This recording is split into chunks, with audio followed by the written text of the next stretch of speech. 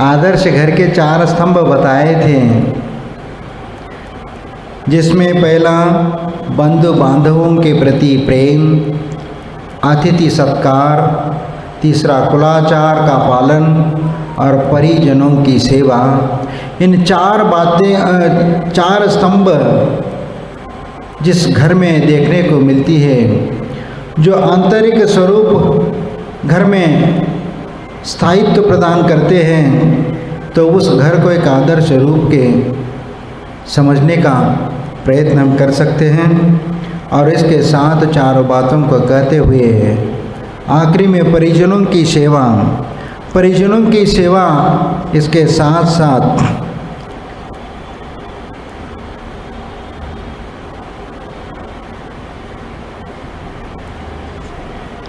माता पिता की सेवा करना। और माता पिता की सेवा करते हुए 3 बातों को ध्यान रखने के लिए कहा गया कि माता पिता की कीर्ति को निरंतर बढ़ाने का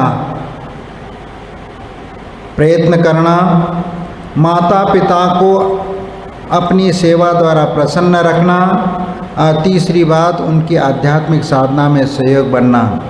ये 3 बातें उन बातों में उसमें ध्यान रखने की होती हैं। और ये सब जिसके जीवन में आ जाते हैं तो समझ लेना उस घर में एक आदर्श घर के रूप में उसको हम स्थापित कर सकते हैं। माता पिता की सेवा, आवाज़, माता पिता की सेवा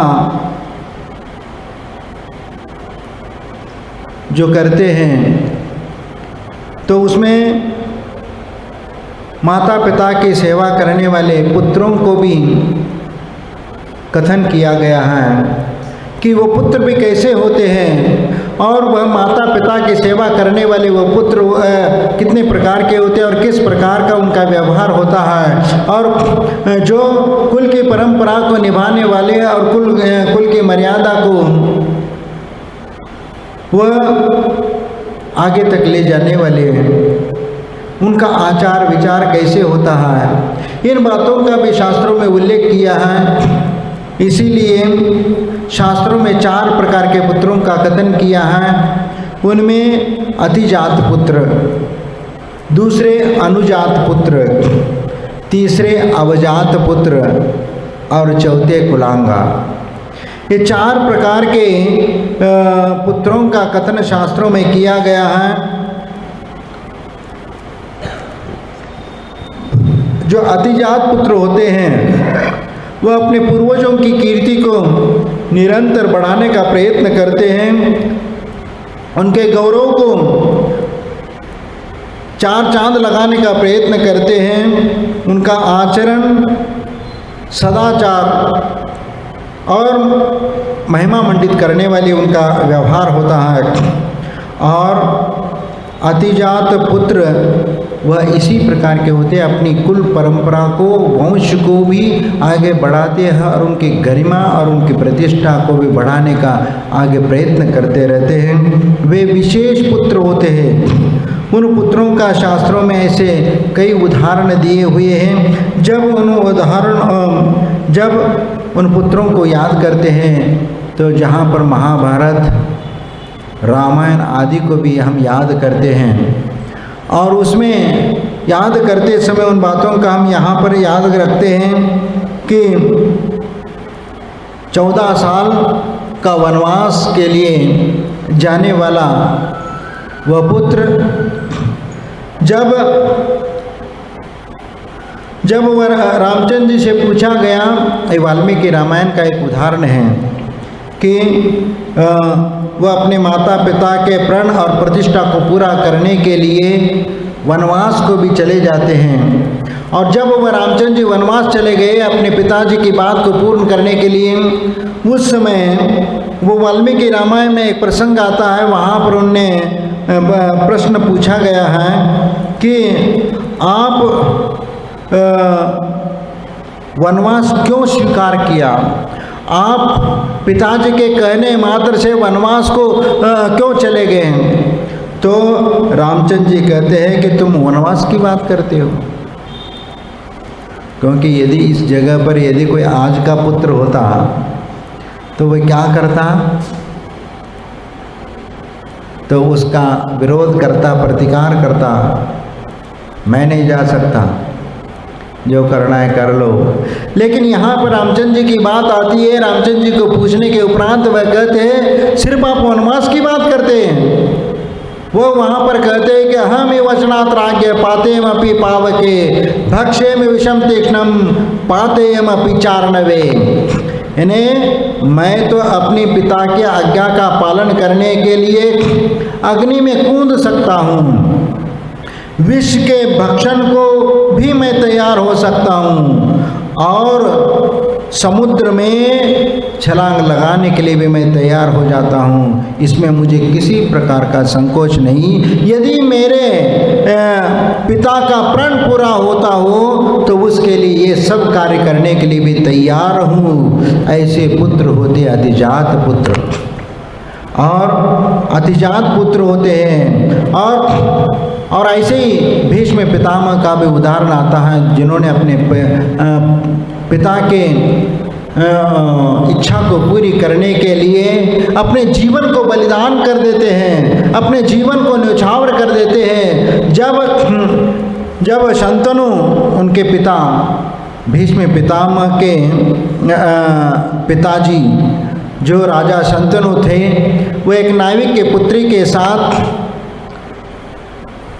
विवाह करने की उनकी इच्छा हुई, लेकिन नाविक उनके साथ विवाह कराने के लिए तैयार नहीं था।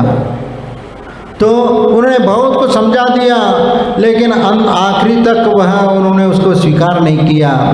तो उस समय जब भीष्म को ये मालूम पड़ा कि वह नाविक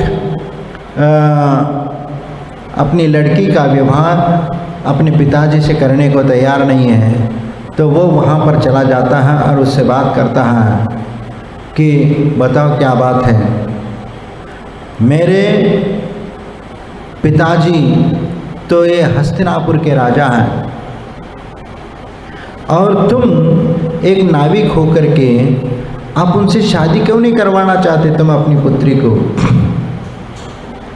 उनने कहा कि नहीं, आपके बराबर ही नहीं हो सकता, क्योंकि यदि मेरी पुत्री का शादी करने के बाद भी मेरी पुत्री वहाँ सुख शांति के साथ जी नहीं सकेगी। क्यों, क्या बात है? उनके लिए तो राजमहल में रहने के लिए मिलेगा और दास दासियाँ उनका सेवा करेगी, वहाँ तो एक रानी बन करके वहाँ रहेगी, तो तुम्हें क्या दिक्कत है? महाराज, आप तो राजकुमार हैं, आप तो मेरी कन्या का विवाह तो कर लेंगे, लेकिन करने के उपरांत तो मेरी कन्या के जो पुत्र होंगे तो वो तो राजगद्दी पर कभी बैठेंगे तो नहीं। क्योंकि यदि मैं अपनी पुत्री को तुम्हारे पिताजी के साथ विवाह करा दूंगा, लेकिन मेरे पुत्र तो कभी सिंहासन पर बैठेंगे नहीं हैं, तो मैं क्यों दूं? उनने कहा कि कोई बात नहीं, यदि तुम्हारे पुत्री के यदि संतान ही राजगद्दी पर बैठना चाहते हैं तो ठीक है, मैं उसके लाने तैयार हूँ, और मैं तुम्हारे पुत्री के जो पुत्र होंगे उन्हीं को मैं सिंहासन पर बैठा दूंगा। फिर वह कहता है कि नहीं, लेकिन तुम भी तो उनके पुत्र हो, तुम भी तो सिंहासन पर बैठ जाओगे, तो क्योंकि पहला अधिकार तो तुम्हारा बनता है। जब तुम यदि सिंहासन पर बैठ जाओगे तो मेरी पुत्री के पुत्र वह कैसे सिंहासन पर बैठ सकते हैं? इस हस्तिनापुर का राजा कैसे वह बन सकते हैं? इसलिए मैं अपनी पुत्री को नहीं देना चाहता। चलो ठीक है, मैं भी राज्य गद्दी पर नहीं बैठूंगा, अब तो तैयार हो जाओ। वह कहता, आपके कहने से थोड़ी कुछ होगा, क्योंकि यदि आपने कह दिया कि मैं राजगद्दी पर नहीं बैठूंगा, मैं मेरे पुत्री के बेटों को ही राजगद्दी पर बैठा दूंगा, यहाँ तक तय हो गया, तो अब लेकिन तुम्हारे पिताजी तो तुम्हारे सिंहासन पर बिठाएंगे। मैं अपने पिताजी से कह दूंगा और मेरे ऊपर निर्भर करता है कि वो सिंहासन पर बैठना है क्या नहीं है, इसलिए मैं संकल्प करता हूँ कि मैं सिंहासन पर नहीं बैठूंगा और तुम्हारे पुत्रों को सिंहासन पर बैठा दूंगा। राजकुमार, आपकी बात तो ठीक है कि मेरे जो भी पुत्री के जो बेटे हैं उनको तो आप राजगद्दी पर बैठा दोगे, लेकिन जो तुम्हारे पुत्र हो जाएंगे, तुम्हारे जो बेटे हो जाएंगे, वो तो लड़ करके तो राजगद्दी छीन लेंगे तो फिर आखिरी में वो भी सिंहासन से दूर हो जाएंगे, क्योंकि तुम्हारे पुत्र जो शूरवीर प्रतापी हो जाएंगे, तुम्हारे जैसे पराक्रमी हो जाएंगे, तो तुम्हारे पुत्र राजगद्दी पर बैठ जाएंगे तो कल के दिन तो हमारे वो जो नाती नतरे हैं वो तो ऐसे ही रह जाएंगे। तो भीष्म पितामह कहता है कि यदि मेरे पुत्रों की यदि तुम्हें चिंता है तो मैं आज संकल्प करता हूँ कि मैं जिंदगी भर शादी नहीं करूँगा। अपने पिता के प्रण को पूर्ण करने के लिए, उनकी इच्छा को पूर्ण करने के लिए भीष्म पितामह स्वयं आजीवन ब्रह्मचर्य रहने के लिए तैयार हो जाते हैं, बिना शादी के रहने के लिए वह तैयार हो जाते हैं। ये होते अतिजात पुत्र। और उसके बाद वह अपनी पुत्री को संतनों के साथ वह पुत्री को विवाह कर लेता है कि आने वाली तुम्हारी पीढ़ी भी नहीं रहेगी, सिर्फ हम मेरे बेटी का परिवार चलेगा और वही संतान और वही अनुवंशिकता चलेगी और वही इस सिंहासन पर बैठेगा। इसीलिए ऐसे जो पुत्र होते हैं अपने पिता की इच्छा पूरा करने के लिए वह अपने जीवन का भी बलिदान कर देते हैं। और यहाँ तक कि वह भीष्म पितामह में अपने जीवन को न्यौछावर करके वह पिता की इच्छा पूरी करा दी। ऐसे जो पुत्र होते हैं वह अतिजात पुत्र होते हैं। और उन्होंने घोषणा कर दी और सबके लिए कहलवाया। इसीलिए ऐसे जो पुत्र होते हैं इतिहास में अमर हो जाते हैं। उनकी जीवन गाथा हजारों सालों तक भी वह उनकी चलती रहती, जब तक इस धरती पर वह संस्कार जीवित है, वह यह संसार रहेगा तब तक उनकी कीर्ति तब तक फैली रहती है। और दूसरे जो पुत्र होते हैं वह अनुजात पुत्र होते हैं। अनुजात पुत्र ये अपने कुल की मर्यादा को बढ़ाते भले नहीं हैं, लेकिन घटाते भी नहीं हैं। और जो ऊपर जो अतिजात पुत्र थे वे तो अपने कुल की मर्यादा को भी बढ़ाते हैं और वह जीरो से हीरो भी बन जाते हैं और अपनी कुल की मर्यादा को इतना बढ़ा देते हैं और इतना बढ़ा देते हैं कि दुनिया में वह नाम कमा देते हैं। जितना पिता की ख्याति है या जितना वर्चस्व है उससे कई गुना वो बढ़ाने का काम करते हैं। वे ऐसे अतिजात पुत्र होते हैं। और अनुजात पुत्र जो होते अपनी कुल परंपरा की मर्यादा को न बढ़ाते हैं न घटाते हैं। जितना कुछ संस्कार उनको प्राप्त मिला है वह उतना ही वह उसका पालन करते। माता पिता के द्वारा उतने जो प्राप्त हुआ है उतना ही वह सुरक्षित रख लेते हैं। अपनी समृद्धि में चार चांद नहीं लगाते हैं, लेकिन पर धब्बे भी नहीं लगाते हैं। अपने कुल के ऊपर किसी प्रकार का दोषारोपण भी नहीं कराते। इसीलिए ये पुत्र अनुजात पुत्र कहलाते हैं। और तीसरे पुत्र हैं अवजात। अवजात पुत्र कैसे होते हैं कि अपनी कुल की कीर्ति को कलंकित करने वाले, कुल पर पूरी तरह से धब्बा लगाने वाले, दोषारोपण करने वाले, जितना जो कुछ भी मिला था उसको भी नष्ट करने वाले और इतना ही नहीं, जो कीर्ति जो समाज में प्रतिष्ठा को प्राप्त हुई थी और वह उसको भी समाप्त कर देते हैं।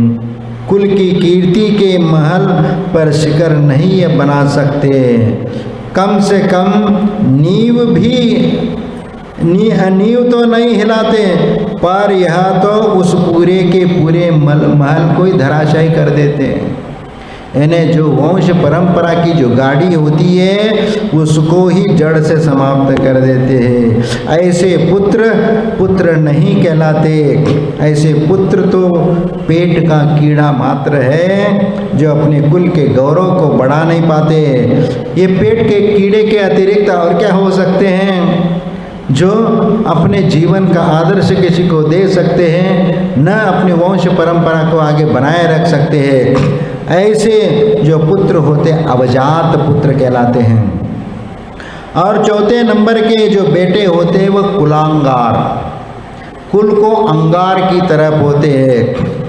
इन्हें इस जाति का जो बेटा होता है कुल के लिए वह अंगार ही साबित हो जाते हैं। अंगार जिस प्रकार धधकते रहते हैं, जलता रहता है, उसी प्रकार ये सारे कुल को ही जला करके भस्म कर देते हैं।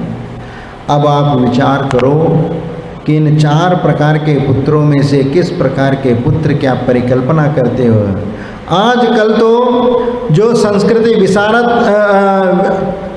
विकसित होती जा रही है उससे संबंधों में मधुरता का भी अभाव कम होता जा रहा है, क्योंकि आजकल प्रेम और वात्सल्य की कमी होती जा रही है। आज तो तीसरे और चौथे जाति के पुत्रों की ज़्यादा भरमार है और पहले और दूसरे जाति के जो पुत्र है वह तो इन्हें गिने विरले ही नजर आ जाते हैं। इसीलिए आज जो ऐसे गुलामगारों के बारे में जो हमने पढ़ा है, जिन्होंने अपने माता पिता का तिरस्कार करने में कोई किसी प्रकार का कसर नहीं रखते और जिन्होंने अपने माता पिता का जी भर करके अवज्ञा की है, और जो माता पिता की अवज्ञा करते हैं, माता पिता को कोसते रहते हैं, माता पिता को गाली गलौच भी करते हैं, जिन्होंने अपने हाथों से माता पिता के ऊपर हाथ भी उठा लेते हैं, अपने माता पिता की हत्या तक कर देते हैं, ये सबसे अधम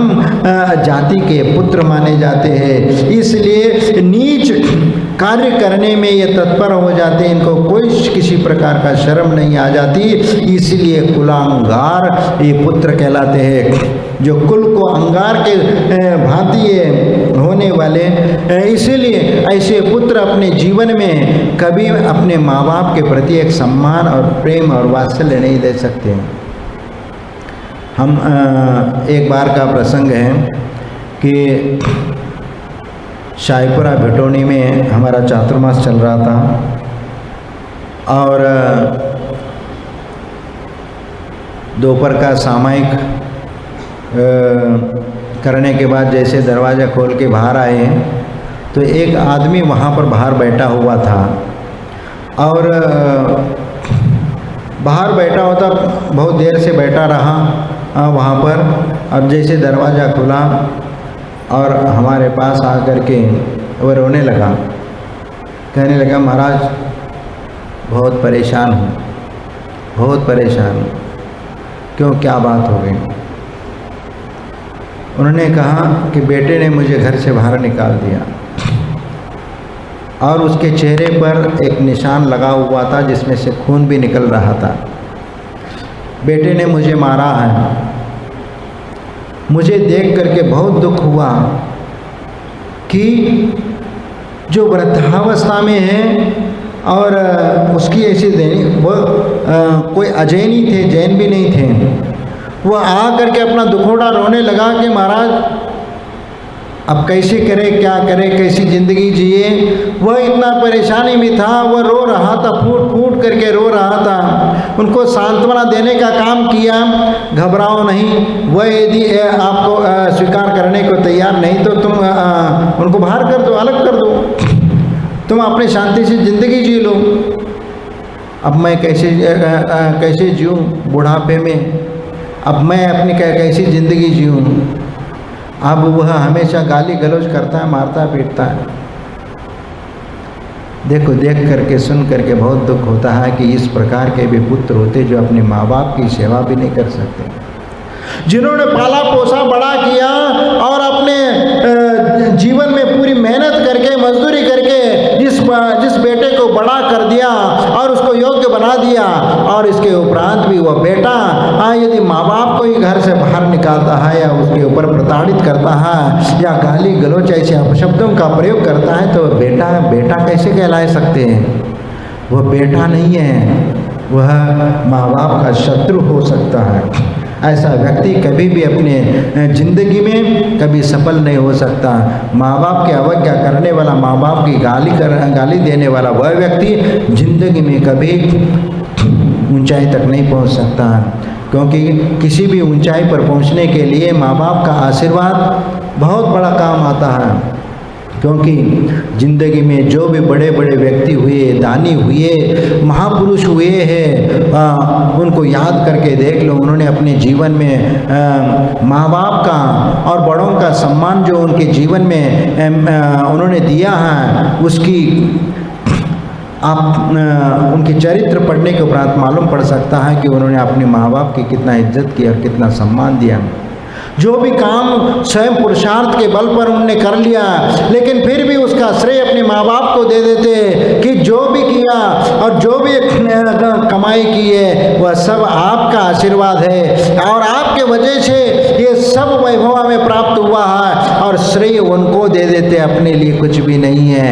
इसीलिए तो ऐसे बेटों को अतिजात पुत्र कहा है, जो अपने माँ बाप के हमेशा सम्मान को बढ़ाते, कुल कीर्ति को भी बढ़ाने का काम करते हैं।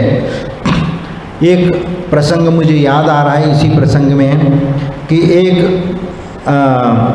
आदमी मजदूरी करके अपने बेटे को बहुत पढ़ाया और पढ़ा लिखा करके बहुत बड़ा कर दिया। कई बार तो स्वयं भूखे रह गए, लेकिन बेटे को अच्छी शिक्षा देने के लिए उन्होंने बहुत मेहनत की और सब पैसा उस बेटे के ऊपर लगाया, क्योंकि हर माँ बाप की एक इच्छा होती है कि मैं अपने बेटे को अच्छे से अच्छे शिक्षा दे और अच्छे से अच्छे उनको ऊंचे पोस्ट मिल जाए, नौकरी मिल जाए, सर्विस मिल जाए। इस प्रकार की भावना से उस बेटे को पढ़ाते हैं। और उसी प्रकार वह एक गरीब व्यक्ति अपने बेटे को बहुत मेहनत करके पढ़ा करके उसको एक IAS ऑफिसर बना दिया। IAS ऑफिसर बना दिया। पिता को सुनकर बड़ा प्रसन्न हुआ कि मेरा बेटा IAS ऑफिसर बन गया। सुन करके उसको बहुत अच्छा लगा, लेकिन उसको एक ये था, लेकिन जब तक वह अपने मेहनत करता रहा तब तक तो जीवन गाड़ी चलती रही, लेकिन बेटा अफसर जैसे ही बना उसके उपरांत अपने माँ बाप को भूल जाता है और वह वहीं पर जहाँ पर सर्विस करता है उधर ही वह मग्न हो जाता है, इधर माँ बाप को वो भूल जाता है। लेकिन पिता तो कैसे भूल सकता है अपने बेटे को, जिन्होंने इतना मेहनत करके पढ़ा लिखा करके उनको IAS ऑफिसर बना दिया, कलेक्टर बना दिया।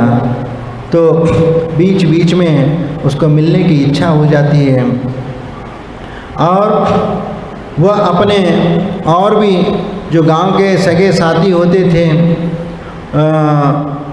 उनके साथ बैठ करके जब चर्चा होती थी कि अब तो धीरे धीरे कमाने की क्षमता नहीं थी, पैसा भी नहीं आता था, वो भेजते भी नहीं थे, और जितना वह घर में जो था जितना कमा सकते थे कमा करके रखा हुआ था, धीरे धीरे वह पैसा समाप्त होने लगा। तो गांव वाले उनके पुराने जो भी दोस्त थे वह आ करके कहने लगे, देखो यदि बेटा नहीं आ रहा है तो तुम ही एक बार चले जाओ बेटे के पास, और बेटा तो तुम्हारा वह दुखोटा, तुम्हारी वह पीड़ा समझ करके हो सकता तुम्हें वो मदद कर ले, या तुम्हें वहीं पर रहने के लिए कह दे और वहीं रहने लग जाओ, तो कम से कम तुम वहीं पर रह करके अपनी ज़िंदगी आखिरी क्षण व्यतीत कर सकते हो। जब ऐसे उनको कह दिया तो गांव के लोगों ने कुछ पैसा इकट्ठा करके उसको दे दिया और वह फलाने गांव में वो कलेक्टर है, तो तुम वहाँ पर चले जाना और अपना परिचय बता देना। और उसके उपरांत वृद्ध व्यक्ति, क्योंकि तब तक तो बहुत उम्र हो चुकी थी, हाथ पांव चलने की स्थिति में नहीं थे, फटे हाल। वह जैसे तैसे वहाँ से निकलता है, बस पकड़ करके उस गांव तक पहुँच जाता है और गांव से फिर वह ढूंढता वह कलेक्ट्रेट ऑफिस जो रहता है जहाँ पर वह रहता था वहाँ वह पहुँच गए। उनने दूर से देखा कि वहाँ प्रवेश करने के पहले ही बेटा वह ऑफिस में बैठा है और उनके इर्द गिर्द बहुत सारे लोग बैठ कर के वो बात कर रहे हैं। उनको देखकर एक उत्साह मन में जागा कि ये मेरा बेटा कितना बड़ा हो गया, क्योंकि अपने आँखों से तो कभी ज़िंदगी में देखा नहीं था, लेकिन उसको देख करके सीना फूल गया कि मेरा बेटा इतना बड़ा हो गया। वह देख करके वह बहुत उत्साहित हो गया और धीरे धीरे चलता है, लेकिन दरवाजे पर द्वारपाल जो थे उनको वो रोक देते हैं कि भाई कहाँ जा रहे, क्या काम है, तो वो छोड़ नहीं थे। तो वो कहता है कि भाई मैं तो जो अधिकारी ऑफिसर जो है कलेक्टर वो उनका मैं बाप हूँ और उनको जा कर के बोल देना कि तुम्हारे पिताजी आए हैं। वो द्वारपाल में जो खड़ा था उनने देखा, अरे फटे हाल, और कलेक्टर कहाँ और साहब कहाँ और ये कहाँ, उनके पिताजी ऐसे फटे हाल, ऐसा हो नहीं सकता। लेकिन फिर भी उनने देखा वह उनका चेहरा और ये देख करके लगा कि अरे चेहरा तो वह साहब से तो मिलता जुलता है। तो उन्होंने कहा कि हो सकता है इनके पिताजी हो। और फिर इसके उपरांत वह भीतर चला जाता है। भीतर जा करके अधिकारी को वो साहब को बोल देते कि साहब बाहर एक आदमी आया हुआ है, फटे हाल आया हुआ है और वह अपने आप को आपके पिताजी है ऐसा वो बोल रहे हैं, क्या मैं उनको भीतर आने दूं? तो उन्होंने कहा मेरे पिताजी फटे हाल, और इतने सारे लोगों में एक प्रकार का इंसल्ट उनको लगा और कहा कि मेरे पिताजी तो कब के मर चुके हैं, मेरे पिताजी तो है ही नहीं है। तो वो आवाज़ उस पिताजी ने सुन लिया। पिताजी ने जैसे ही सुना एक प्रकार का एक ऐसा शॉक लगा कि आप कल्पना नहीं कर सकते, कितनी पीड़ा हुई होगी आप विचार कर सकते। जो माँ बाप होते हैं और उनके लिए बेटे ने कोई गाली दे तो वो भी कितनी पीड़ा के साथ वह सहन कर सकते, इसकी एक परिकल्पना कर सकते। लेकिन जब वह बेटा जिसको पढ़ा लिखा करके इतना बड़ा कर दिया और उसके उपरांत वह अपने पिताजी से वह कह दे कि वह मेरा बाप तो मर चुका है कब का, सामने जिंदा होते हुए भी अपने बाप को मरा हुआ कहने वाला, कितनी शर्म की बात है कि वह अपने पिताजी को पिताजी नहीं कह सकता सबके सामने। क्योंकि क्या इंसल्ट हो जाएगा कि क्या ऐसे पिताजी हैं तुम्हारे, इसलिए लोगों के सामने वह ऐसा कहे कि उसकी वह दयनीय दशा देख करके पिताजी को तो एक शॉक लग गया और इसके उपरांत वहीं से वह पीछे लौट जाते हैं और वह बाहर आकर के एक चबूतरे पर बैठ जाते हैं। और एक इस प्रकार का सदमा लगा था कि अब न जीना क्या मरना क्या, कोई उसके ज़िंदगी में उसका कोई महत्व नहीं था और कोई सहारा तो था ही नहीं। और इसके उपरांत वह एक उसी सदमे में हार्ट अटैक आ जाता है और उसी में उसका अवसान हो जाता है और वहीं पर वह अपना दम तोड़ देता है। फिर बाद में वह अधिकारी को मालूम पड़ जाता है कि पिताजी वह आदमी जो आया था उसका अवसान हो गया। लेकिन अब क्या करे, वह तो चला गया है। फिर तो उनका जो भी अंतिम संस्कार करना है वह कर करके वह छोड़ देता है। लेकिन एक कितनी दुख की बात है कि आज ऐसे भी लोग हैं, ऐसे भी लड़के हैं जो अपने माँ बाप को उतना सम्मान और इज्जत नहीं देते। ऐसे बेटे गुलामगार हैं जो कुल की इज्जत को धूल में मिलाने वाले, मिट्टी में मिलाने वाले। ऐसे बेटे अपने वृद्धों को, अपने माँ बाप को भी यदि भोजन भी करते हैं या कराते भी हैं तो भी ताना मार करके देते हैं। और कुछ सुना करके खिलाते पिलाते हैं। वो वृद्धावस्था में असहाय स्थिति में वह मन मसोज करके वह इस प्रकार अपनी ज़िंदगी जीने के लिए तैयार हो जाते हैं।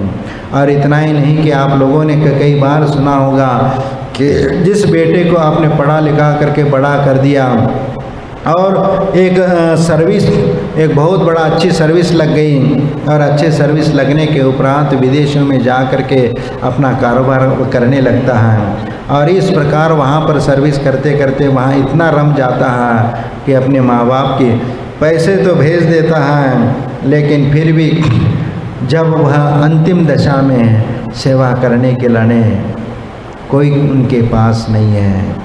अब एक ही बेटा था, वह विदेश में जा कर के बैठा है और वहाँ पर वह अपने में मस्त है, अपने परिवार के बीच में वह मस्त है, तो माँ बाप याद कहाँ से आ जाए। और माँ बाप के लाने यदि अंतिम स्थिति आ जाए, यदि कोई माँ बाप यदि मर जाते हैं और यहाँ से कोई फ़ोन जाता है तो भाई आप ऐसी बात है कि पिताजी का अवसान हो गया तो आ जाओ। वह कहता है सॉरी, अभी हमें छुट्टी नहीं मिल रही इसलिए मैं नहीं आ सकता, लेकिन दाह संस्कार में जो भी पैसा लगेगा मैं यहाँ से भेज रहा हूँ, आप अपना खाता नंबर दे दीजिए और उनका संस्कार वहाँ पर कर लीजिए। ऐसी कई घटनाएं आजकल हम सुन रहे हैं। ये सब अपनी ही गलती है, आज हमें भुगतना पड़ रही है, क्योंकि जिन बच्चों को जो संस्कार देना चाहिए था वह संस्कार उन बच्चों में कहाँ से आएगा।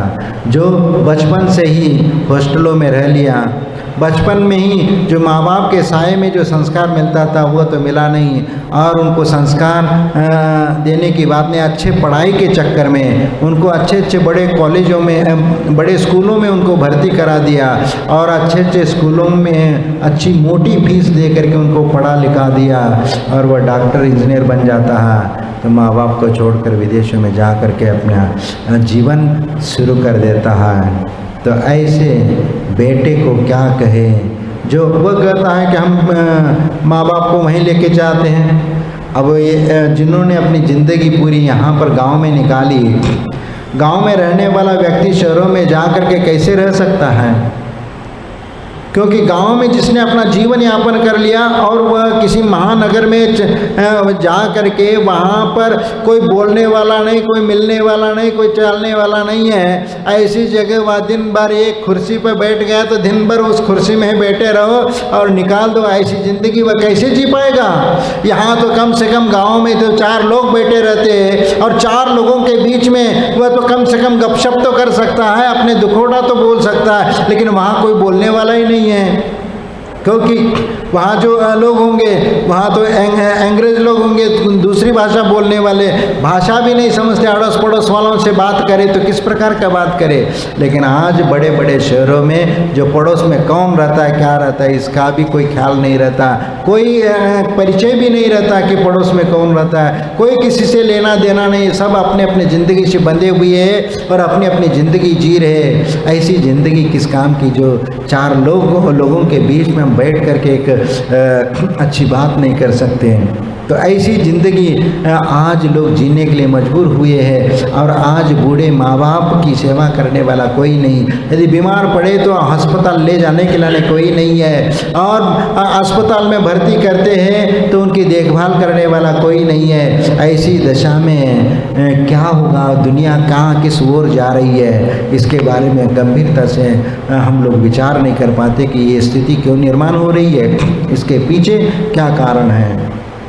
क्योंकि एक संयुक्त परिवार पहले रहता था जिसमें घर में कोई यदि बीमार पड़ा तो भर्ती कर लेते तो कोई ना कोई व्यक्ति वहाँ पर ड्यूटी दे देता, बाकी के घर संभाल लेते थे। लेकिन आज एकल परिवार के कारण कितनी सारी समस्याएं और कितने सारे संकट आते हैं और एकल परिवार रहने के कारण कई बार उस घर में चोरी चपाटी डकैती आदि भी ऐसी घटनाएं हो जाती है और घर परिवार को लूट करके भी ले चले जाते, किसी को मार के भी चले जाए तो ही कोई देखने वाला नहीं है। आजकल ऐसे भी घटना सुने हैं, जो वृद्ध माँ बाप यदि जिस मकान में रह रहे, अच्छी करोड़ों की वो मकान है, दुकान है और वो सब कुछ है, तो अब वो वृद्ध है, कोई यहाँ देखने वाला नहीं है, तो चलो कुछ लोग आ करके उनको ठोक ठाक करके साइन करवा करके अपने नाम से वो बिल्डिंग करा करके उनके मरवा करके कहीं फेंक भी दे, तो कौन देखने वाला है, कौन आगे पीछे पूछने वाला है। ऐसी दशा इस संसार में हो रही है। और इस प्रकार की परिस्थिति के लिए जिम्मेदार कौन है? जिम्मेदार कौन है इसके लिए? इसके लिए हम ही जिम्मेदार हैं, क्योंकि हमने तो ये सोचा कि हम अपने एक ही बेटा है, उसको ज़्यादा पढ़ा लिखा करके हमने बाहर भेज दिया। अरे ये की करने के, अभी 2-4 कर देते हैं, ज़्यादा पढ़ाने की महाराज 2-4 यदि बच्चे करेंगे तो उनके पढ़ाई का खर्चा, अरे पढ़ाई का खर्चा ले करके तुम बैठे हो, ज़्यादा पढ़ा लिखा करके क्या पा लिया? ज़्यादा पढ़ाने के चक्कर में तुम्हारा बेटा ही तुम्हारे हाथ से निकल गया, तो ऐसी पढ़ाई किस काम की? अरे यदि नहीं है तो यदि ज़्यादा नहीं पढ़ता है तो 10वीं 12वीं पढ़ लेगा तो कम से कम तुम्हारे पास रहेगा, तो कम से कम तुम्हारी आखिरी में सेवा तो करेगा, वो अपनी जिम्मेदारी तो निर्वाह करेगा।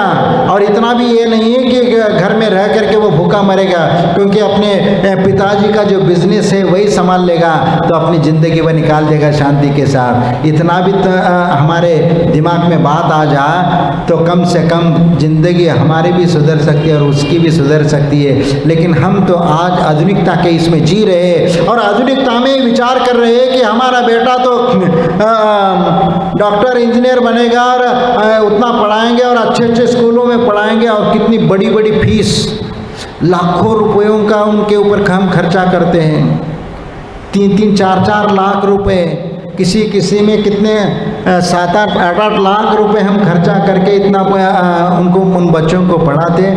स्टैंडर्ड अब ऐसे स्कूलों में आप विचार करो, अब लाखों रुपए जिसमें देना पड़ता हो और वह भी नर्सरी, पहली दूसरी कक्षा में पढ़ने के लिए ही हम वहाँ पर कितने लाखों रुपए खर्च कर लेते हैं। सालाना खर्चा हमारा लाखों के ऊपर चला जाता है।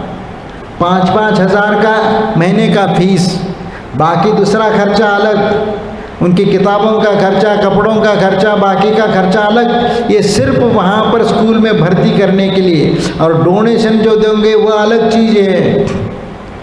तो इस प्रकार हम पैसों की ओर देखते हैं कि ज़्यादा बच्चे हो जाएंगे तो हम उनकी कैसे कराएं। अरे पढ़ाने का काय को विकल्प करते हो?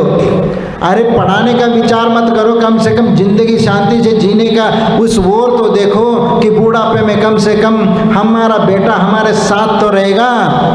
ये तो देखो आज के कितने ऐसे लोग हैं, आज के ऐसे परिवार कितने हैं, 250 घर में ऐसे कितने परिवार मिलेंगे जो बेटी उनके पास नहीं है, बूढ़े ही मियाँ बीवी साथ में रह करके अपनी ज़िंदगी जी रहे हैं। 100-150 घर से भी ज़्यादा होंगे जी रहे अपनी ज़िंदगी। तो ऐसी ज़िंदगी किस काम का?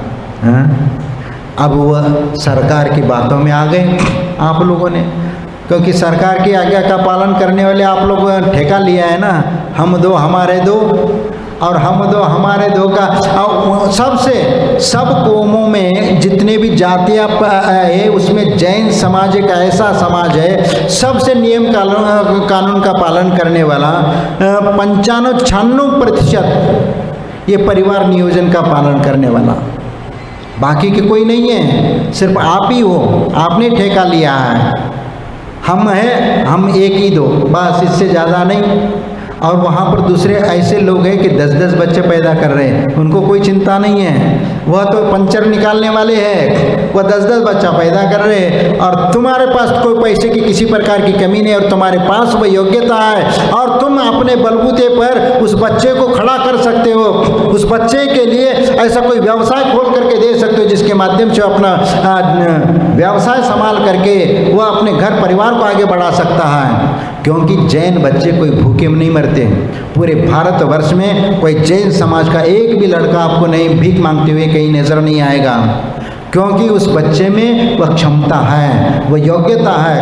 यदि वह अंगूठा छाप भी होगा ना, अंगूठा छाप भी वह लाखों हजारों लोगों को वह नौकरी दे सकता है, इतनी क्षमता उसके भीतर है। आप सर सेठ हुकुमचंद जी इंदौर के जो सेठ रहे, वह तो अंगूठा छाप थे, एक साइन भी नहीं करना नहीं आता, लेकिन हजारों इंजीनियर उनके अंडर में काम करते थे। इतना ही नहीं कि ब्रिटिश सरकार को वो कर्जा भी देते थे, एक अंगूठा छाप होने के बावजूद भी। योग्यता होना, और अपने बच्चों में वो योग्यता है, वह अपना दिमाग से, क्योंकि जिस बनिया के घर में जन्मा हुआ बच्चा और जिसके परिवार में वो बिजनेस का सब पाठ जो सिखाया जाता है, जन्म से उसके रगों में वो गुण है, तो वह अपनी पैरों पर स्वयं खड़ा हो जाएगा।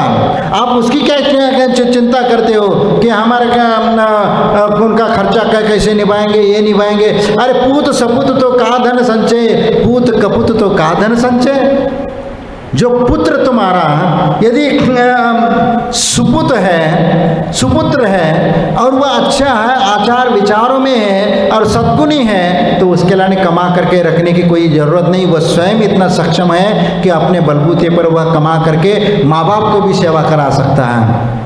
और पूत कपूत हो तो का धन संचय।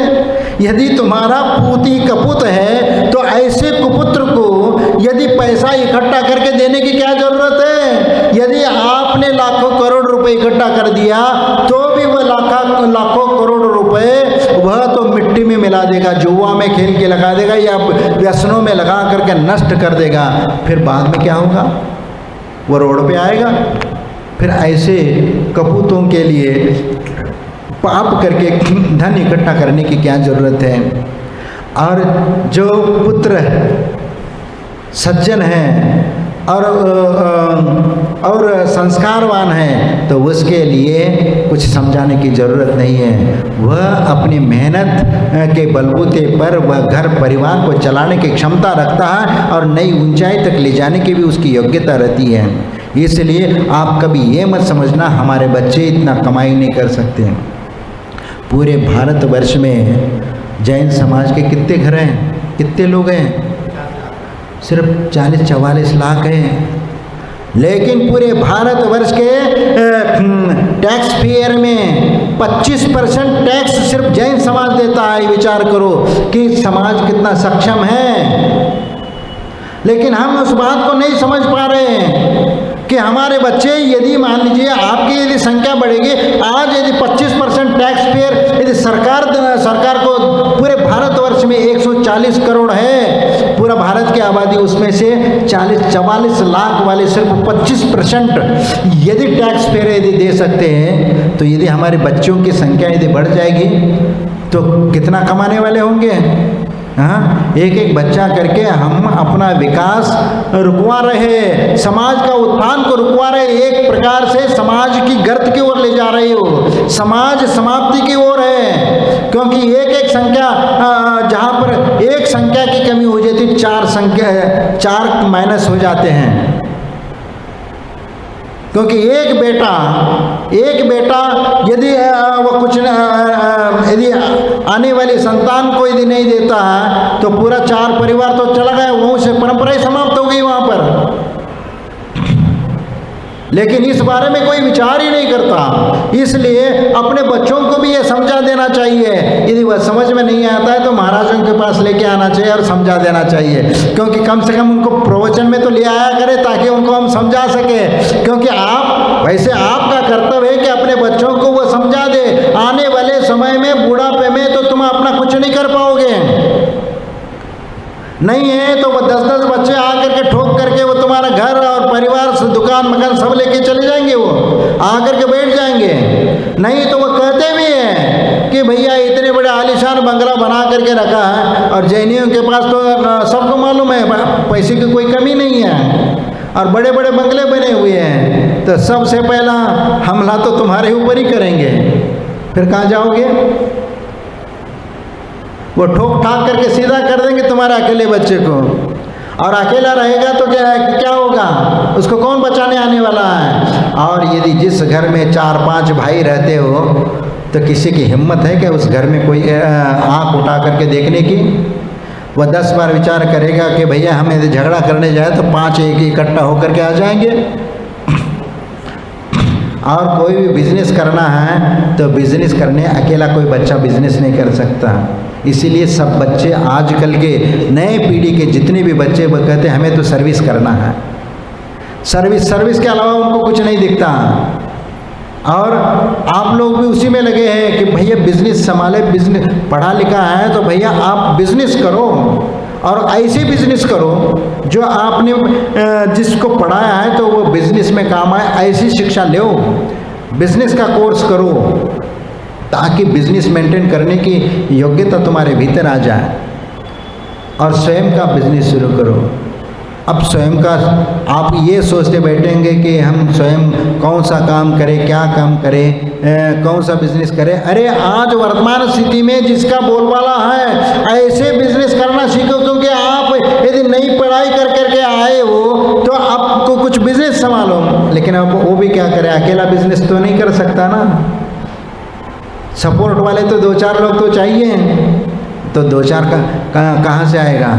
वो बड़ी बड़ी फैक्ट्रियाँ कैसे कंट्रोल करेगा अकेला बेटा, क्योंकि सपोर्ट। और कोई नौकरों के भरोसे पे कोई फैक्ट्री नहीं चला सकते हैं, क्योंकि उसके लिए घर के लोग चाहिए जो ईमानदारी से सेवा करने वाले होते हैं और चोरी चपाटी को भी रोक सकें।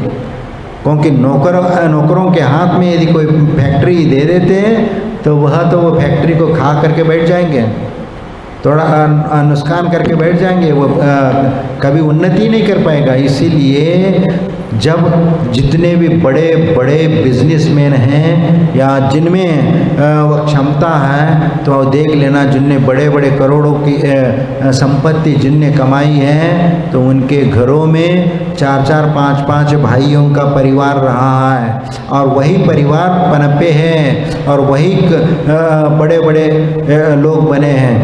क्योंकि आप पीछे थोड़ा मुड़ करके देख लेना,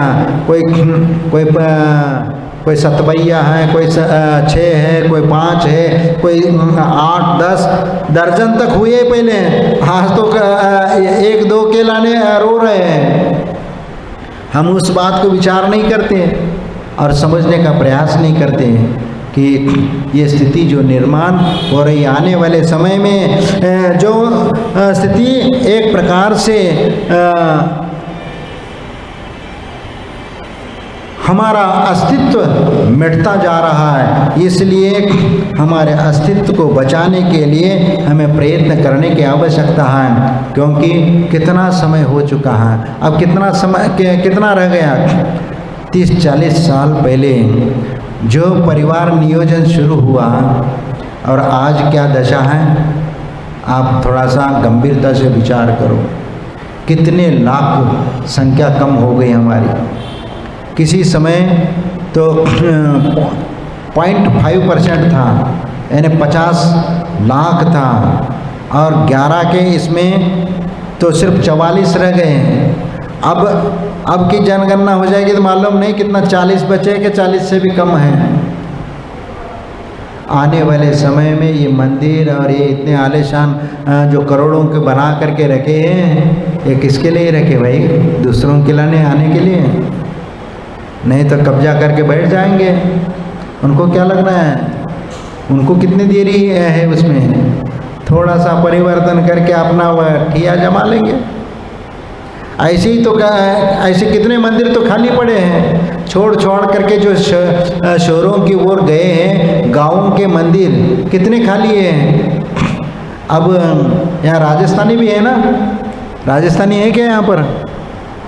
राजस्थान से आए हुए लोग जो इधर आए हैं वहाँ गाँवों में तो खाली हो गए, वहाँ तो पूजा पाठ करने वाले कोई लोग नहीं हैं, मंदिर ऐसे ही पड़े हैं, और एक आधा परिवार कोई रहता है वह संभाल रहा है। जहाँ पर जिस गांव में 100-100, 200 घर थे, वहाँ पर अब 1 या 2 घर परिवार ऐसे रह रहे हैं। सब शहरों की ओर भाग रहे हैं, गांव में तो कोई देखने वाला नहीं है। जब ऐसी परिस्थितियाँ होने लगेगी तो आने वाले समय में इस धर्म को बचाना बहुत कठिन हो जाएगा। इसीलिए हमें अपने जीवन में वो ऐसे संस्कार होना चाहिए, क्योंकि एक तो हम लोगों में एक कमी है कि हम किसी को जैन तो बनाते हैं ही नहीं। हम तो किसी को जैन तो बनाते नहीं हैं। जो जैन हैं उसको जैन में से निकाल करके कहीं बाहर ये करना है तो उसके लाने तो सब समाज इकट्ठा हो जाएगा। इनने गलती करी है, इससे समाज से निष्कासित कर लो, सब एक मत में इकट्ठा हो जाएंगे। कोई गरीब होगा तो, यदि कोई पैसे वाला कोई गलती करा तो उसके सामने कोई नहीं खड़ा होगा कि भैया इसको समाज से निष्कासित कर लो। भैया वो पुराना ज़माना था, वह निकल गया। अब वर्तमान में अब कोई यदि जैन बनना चाहे तो उनको भी स्वीकार करना सीखो। भैया आप ऐसी संख्या नहीं बढ़ा सकते तो ऐसा तो कम से कम करना शुरू करो, नहीं है तो आने वाले समय में बहुत समस्या है। वैसे भी आपके घर से सब बच्चे भग करके जा रहे बाहर, क्यों जा रहे हैं? कभी आपने विचार किया कि हाँ अपने बच्चे जैन धर्म को छोड़ करके अन्य धर्मों में क्यों जा रहे हैं? क्योंकि उसके अनुकूल परिस्थितियां निर्माण यहाँ पर नहीं है। क्योंकि आप तो लड़की को ज़्यादा पढ़ाना चाह रहे हैं और लड़का भी पढ़ना चाह रहा है, दोनों पढ़ रहे हैं तो 25-25 साल स्कूल कॉलेज में निकल जाता है। तो 25 साल तक जब कॉलेज में रहेगा तो वहीं पर वो सेटिंग करेगा, तुम्हारा इंतज़ार करते थोड़ी बैठेंगे फिर। हाँ, पहले तो, और जब वो मैच्योर होने के उपरांत जब वह गृहस्थ धर्म में जाना चाहे, अब यदि 1 साल के भीतर ही तो उनकी विचारधारा नहीं बनी तो दोनों डिसीजन अपना स्वयं ले लेंगे। माँ बाप को पूछने की भी ये नहीं रहेगी। वह कहेंगे अब हम नहीं रह सकते उनके साथ, नहीं रह सकते, सीधा कोर्ट में केस चला जाएगा। भैया ये व्यक्ति स्वतंत्र है ना, अपने अनुसार निर्णय करेंगे। क्योंकि मैच्योर होने के उपरांत फिर ये हो जाता मैं भी कमा रही हूँ, मैं भी कमा रहा हूँ, फिर दोनों में ईगो टकराता है। जब ईगो टकराएगा तो फिर स्थिति तो वही निर्माण होगी, क्योंकि वही स्थिति निर्माण हो जाएगी। क्योंकि भाई तुम कमाओगे, मैं भी कमा रहा हूँ, फिर घर में कौन संभालेगा? घर में कौन बना के अकेलेगा? दोनों कमाने वाले तो घर का काम कौन करेगा? घर का काम भी नहीं करो भैया, होटल में जाके खा लेते। ठीक है, कितने दिन जाओगे होटल में खा करके अपना समय निकालोगे? हाँ, अब फिर जब दोनों कमाने वाले हो जाते हैं तो फिर वहाँ पर समस्या यही खड़ी होती है कि हम बच्चों को ही पैदा न करें। बच्चे यदि पैदा करेंगे तो बच्चों को संभालेगा कौन? हम सर्विस करें या बच्चों को संभालें? पीछे किनके भरोसे पर बच्चों को छोड़ें? इसीलिए एक ही बहुत हो गया, यानी लोगों को दिखाने के लाने भैया एक आधा बच्चा ये हो जाएगा, ठीक है, फिर उसके उपरांत अपने सर्विस और अपनी ज़िंदगी निकाले। यानी इस प्रकार स्थिति आज की नई पीढ़ी में मानसिकता बढ़ती जा रही है, जो एक प्रकार की बीमारी है। ये बीमारी को जल्दी ठीक कर जाए तो समाज सुधरेगा, नहीं है तो समाज किस गर्त में चला जाएगा इसकी परिकल्पना हम नहीं कर सकते।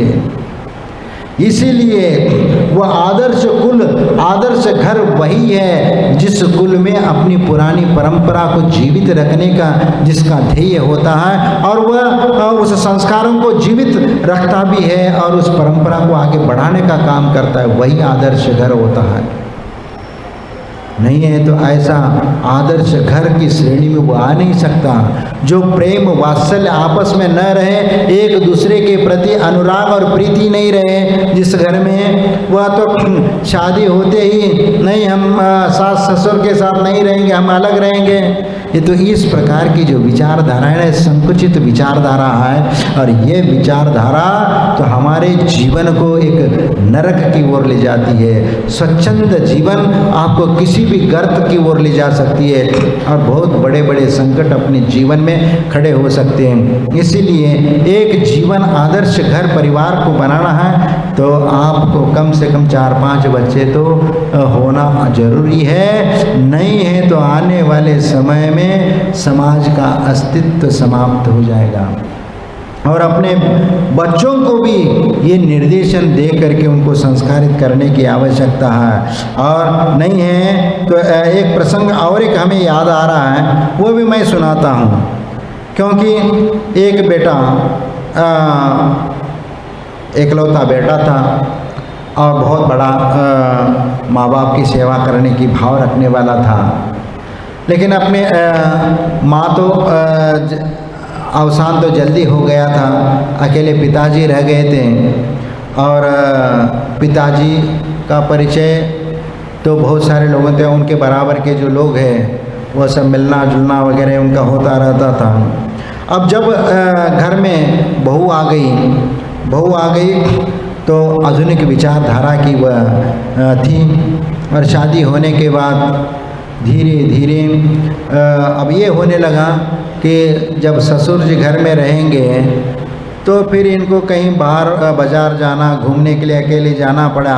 क्योंकि पति तो सर्विस करने, बेटा तो सर्विस करने के लिए चला जाएगा, कोई काम धाम बिजनेस संभालने के लिए। तो घर में कोई यदि जाना है, कहीं बाज़ार जाना है तो अकेले कहाँ से ऐसे कैसे जाएं? क्योंकि ससुर जी सामने तो पूछ के जाना पड़ेगा, या जो परिस्थितियाँ निर्माण होती है उसके अनुसार चलना पड़ेगा। तो इस स्थिति में वह कोई ना कोई बहाना बना करके उस बेटे को ऐसा कह दिया कि देखो पिताजी वहाँ सामने दरवाजे वाले कमरे में वो बैठे रहते हैं, लोग आते रहो वही पान खा करके थूकते रहते, कप वगैरह वही रास्ते पे पड़ा रहता है, अच्छी बात नहीं, उनको कहीं पीछे वाले कमरे में उनको बिठा देते हैं। तो फिर उन्होंने कहा कि ठीक है, यदि बेटे ने कहा कि ठीक है ऐसा कर लेते हैं। तो उन्होंने पीछे वाले बेडरूम के बगल वाले कमरे में उनको रख दिया, बगल वाले कमरे में रख दिया। लेकिन उनको एक खांसी ज़्यादा चलती थी, खांसी ज़्यादा चलती, कफ निकलता था तो वो सब रखना पड़ता था सब कुछ। तो फिर वह बगल में रहने के कारण उन नींद में उनको डिस्टर्ब होने लगा। वो रात भर वह खांसते रहते थे, बीमारी थी तो वो खांसते रहते थे, कफ निकलता रहता था। तो फिर वह परेशान हो गई और उस बेटे को समझा दिया, अपने पति को समझा दिया, देखो पिताजी सब रात भर खांसते रहते, नींद नहीं लगती, सुबह जल्दी उठ करके तैयारी करना पड़ता, बच्चों को स्कूल भेजना, ये करना वो करना, ये सब काम करना पड़ता, नींद नहीं लगेगी तो हम कैसे जल्दी उठेंगे, काम कैसे करेंगे। तो ऐसा कर ले, उनको ऊपर के मंजिल पे उनको रख दे। तो ऊपर के सबसे ऊपर वाले मंजिल पे रख दें। तो अरे बेटे ने कहा देखो वो वृद्ध है, ऊपर के तीसरे मंजिल पे उनको रखेंगे तो वो आएंगे चाहेंगे कैसे ऊपर, उनको भोजन करना ये करना, तो बार बार आना ऊपर नीचे कैसे कर पाएंगे। नहीं मैं पहुंचा दूंगी वहाँ पर उनके भोजन के लिए, लेकिन उनको भूख लगी ये लगी तो आपको कैसे मालूम पड़ेगा कि वह पहुंचाना ये करना है। नहीं ये तो ऐसा कर लेते, एक घंटी वहाँ पर रख देते हैं, घंटी रख देंगे तो घंटी बजा लें तो घंटी बज जाएगी, तो फिर मिल करके जो भी उनको पहुंचाना है पहुंचा करके आ जाएंगे। तो बेटे ने कहा कि ठीक है। तो उन्होंने पिताजी के पास एक घंटी ला करके रख दी और तीसरे मंजिल पर ले जा कर रख दिया। वहाँ क्या हो रहा है किस हो रहा है कुछ से कोई लेना देना।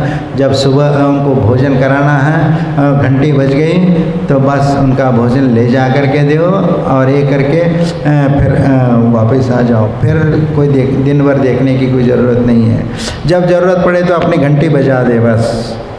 तो कई दिन तक ऐसा चलता रहा। एक दिन बेटा किसी काम के वजह से 6-7 दिन के लिए कहीं बाहर चला जाता है तो बहू रानी घर में अकेली। 1-2 दिन रूटीन में चलता रहा। फिर उसके उपरांत